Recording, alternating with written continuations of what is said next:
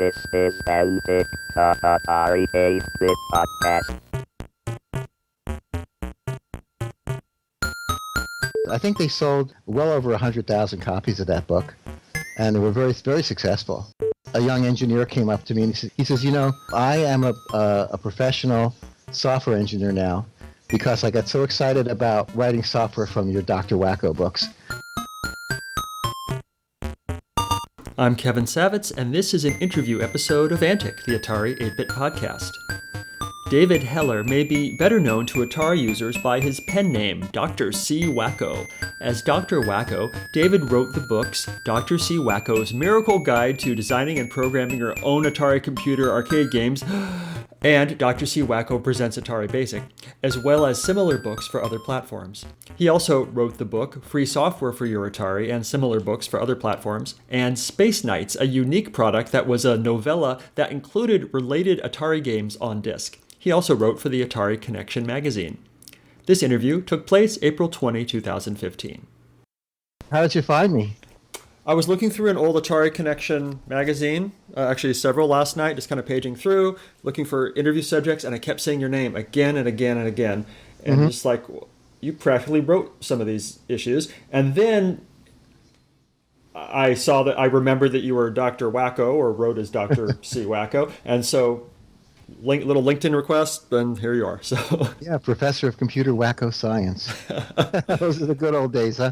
I think it was back in the early 80s, wasn't it? Yeah. Yeah. So tell me, how did you get started with Atari computers? I was interested in the Atari 400, but just for gaming, just for playing games, and then I upgraded to the 800. And during that time, my wife was an author or co-author of a book called Pet Games and Recreations, okay, which had to do with the Commodore PET computer. Mm-hmm. And she was stuck. The Pet Games and Recreations book was a compilation of very small programs to make the pet do different things. You could see graphically on the screen and make some sounds and do different things. And it was a compilation of programs. Mm-hmm. And she was the person who just wrote the text around all of that. Okay, and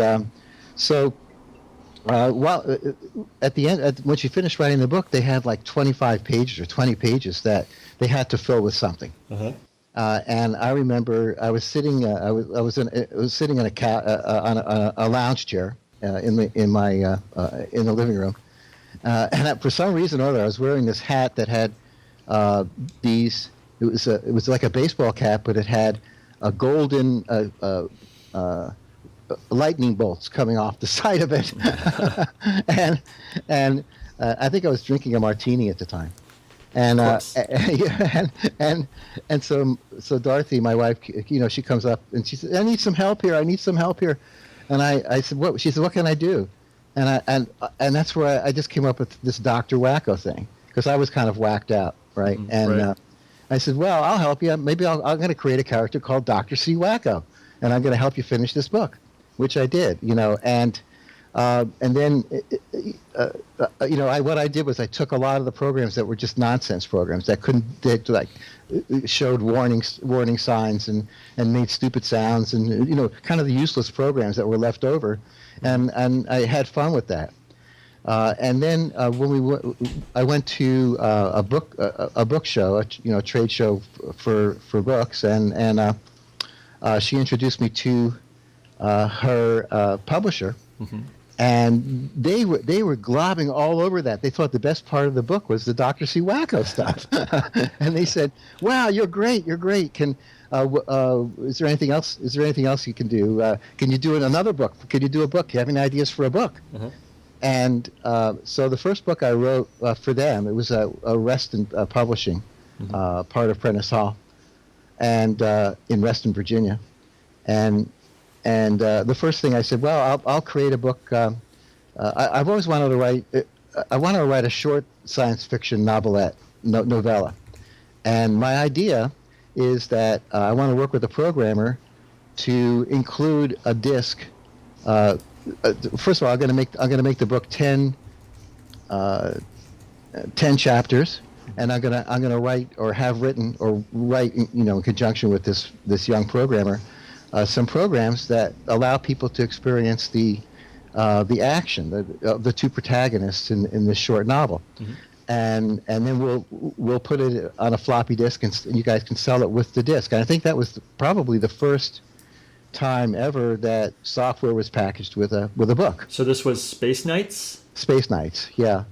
And the idea was to give people a full experience, so they could actually read it, and then they could relive the experience of these two characters that I created. Huh.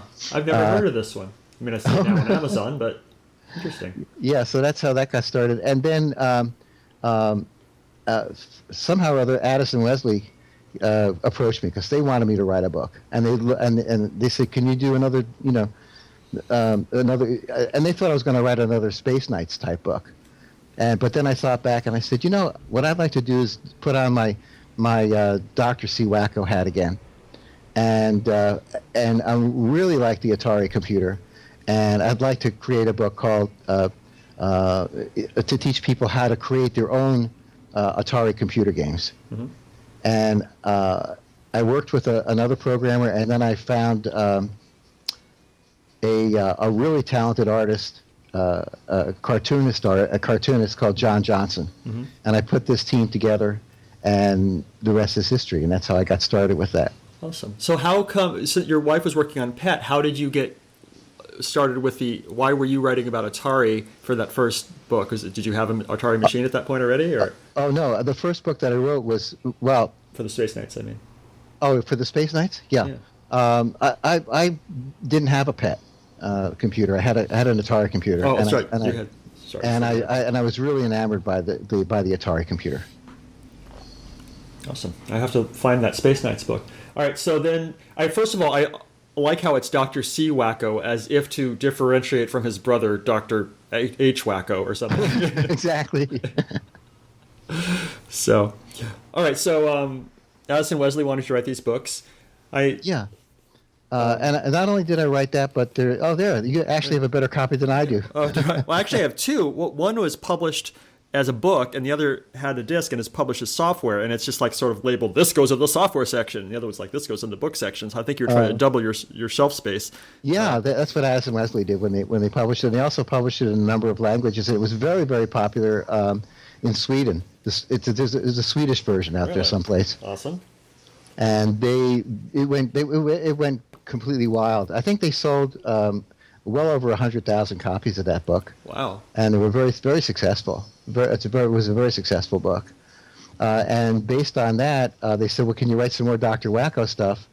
And then I said, okay, well, I'll teach people how to do basic programming on the Atari, and I'll do a whole series. I'll do basic programming on the Atari, basic programming on the Commodore, basic programming on the, all the machines that were popular at that time. So I did a whole series of books about doing basic programming as well with the same characters. And when John Johnson and I got together, our first meeting, we said, well, it was really great because he's a very, very creative person as well. The art's beautiful, yeah. Yeah, and so we came up with all the gags and the art, and it was really great. But the first thing we did was create that cast of characters. So if you look at the very front of the book, there's a section where it shows. Actually, if you open it up a little bit, and inside there's a section that where we discuss what are the characters going to be. Right. Or who are the characters going to be? It goes further, a little bit more.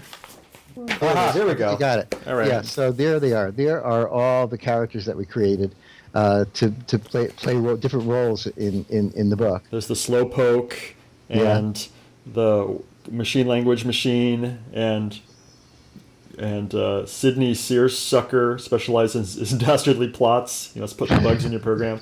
Mrs. Petunia Wacko. Yeah, these are adorable people and little.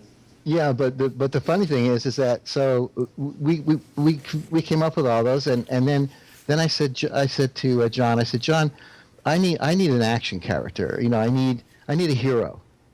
I need some kind of a superhero, right? Right. So he came up with. Let's see, what's the name of the character now? Captain Action. He came up with Captain Action, Huh. and he's a hippie, and there he is, he is entirely the antipathy of what an action figure should be. He's and I said, that's brilliant. That's brilliant. I was in my mind, I was thinking, oh, we'll have some type of a superhero type character. And what his idea was to just turn that upside down and turn him into a beer drinking hippie. Nice. so and I think that's the one character that I really love. Yeah, it's great. That's funny because just yesterday I interviewed the Ted Richards, who was editor of Atari Connection magazine, and he had a comic called The 40-Year-Old Hippie, who went out and bought a computer and one of the cartoons. So I've got a lot of hippie cartoons this week. Yeah. This was a royalty deal, I assume? So Yes, it was. Yeah, okay, I did get some advances as well. So I didn't turn the world upside down, but I did make some money on it. Nice. And it did lead to some other things that I've done in moving forward. And there was a time when I would walk into I remember one day I walked into a supermarket, and I was checking out and I was paying with a check. And he says, "Are you the David Heller? That's the Dr. C Wacko guy, But and if you look at some of the, what I really got out of it the most is that a lot of people told me I went to work for here's one example. I went to work for a software company, and a young engineer came up to me and he asked me the same question, and I said, "Yeah, I am." And he says, this was in the 90s. He says, I am a professional software engineer now because I got so excited about writing software from your Dr. Wacko books. Wow. And that made me feel so good. I felt that I helped some people, find a path in their life. And it really, really, really was very, very rewarding for me to get that kind of feedback. Awesome. And if you look at there's only a few reviews, maybe 4 of them, I think, on Amazon. Mm-hmm. But they're all asking, we could do it again, and I love the book, and that made me feel good as well. So nice. Let's see. You also wrote Free Software for Your Atari, which is a book that you had to pay for that told you how to get free software. Yeah, well, that was a whole series, I think. Did you do the whole series or just the Atari one? I did a whole series of those. Nice. During that time, we didn't have the internet, so to speak, but we could connect with each other by modem. Mm-hmm. And when I was writing that book, this is before HTML was created or popularized or what have you. It wasn't out there yet. So the way we wrote that book is that I was connected with the printer, mm-hmm. And we came up with our own language, to just like a markup language, just like HTML is. So that I could put in there I wanted italicized here, so we came up with the brackets with the ITAL or whatever we used and things like that. So we came up with our own kind of mini HTML to format the book. And in those days it was before PageMaker, which was the first really Adobe PageMaker before, and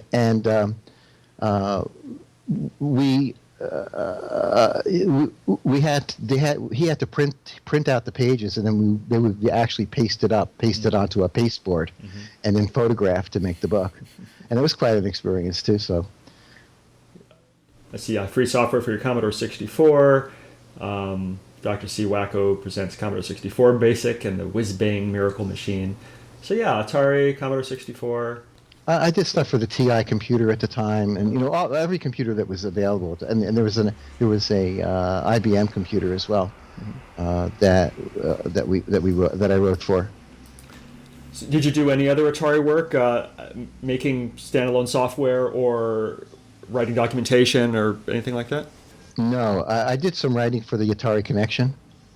Right. Oh, yeah. I was going to talk to you about that. But and we started a series, but then the thing folded, and we never. Not me. I didn't fold, but the Atari Connection didn't last around too long. Right. And Dr. Schnorr, the Atari Explorer, I think I came up with. Is he related to Dr. Wacko or? No, maybe it was Professor Schnorr. I don't remember. Such a long time ago. Like I I was paging through some Atari Connections yesterday, and I just kept the issues I was looking at. It's like you wrote more than half the magazine. It was just David Heller, David Heller, David Heller. How'd you get that gig?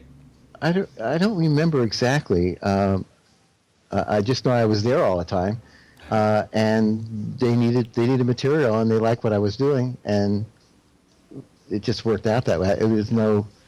I was just there on a day. I was just there. You had to go to Atari to. Well, yeah. I mean, I used to hang around. I used to know. At the time, I knew. I don't remember their names anymore. Sorry, but I was like one of the guys there, and I was very well connected with Atari because they were local here in Sunnyvale, I believe it was. Yeah. Yeah, I've heard that from people that even if you're an employee, you could just go hang out in the offices as long as you were cool and interesting. Yeah, it was really a nice atmosphere, very creative atmosphere, and very exciting. Very, it was like, wow, it was like the beginning of all this excitement that's been going on in the Silicon Valley for quite a while now. Yeah. If you could send a message to the Atari computer users that still exist, and you can right now, what would you tell them? Well, I would tell them that if they can find if they can find some old Atari computers, it's really a lot of fun to get your hands back on one now, which I have. I've got an 800 and a 400 and so forth, and it's just fun. They're just fun machines to play with, and they're still good. They're very good machines. Well, thank you, David. This has been great.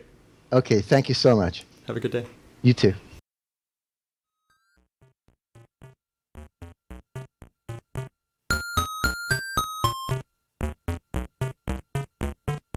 If you enjoy these interviews and would like to contribute something, I encourage you instead to donate to one of our favorite organizations, the Internet Archive, at archive.org. The Internet Archive is a nonprofit digital library with the stated mission of universal access to all knowledge. They've done incredible things to preserve computer history, including hosting thousands of programs in an in-browser Atari emulator, creating the Wayback Machine, and offering full-page scans of countless Atari computer books and magazines. Make your tax-deductible contribution at archive.org/donate.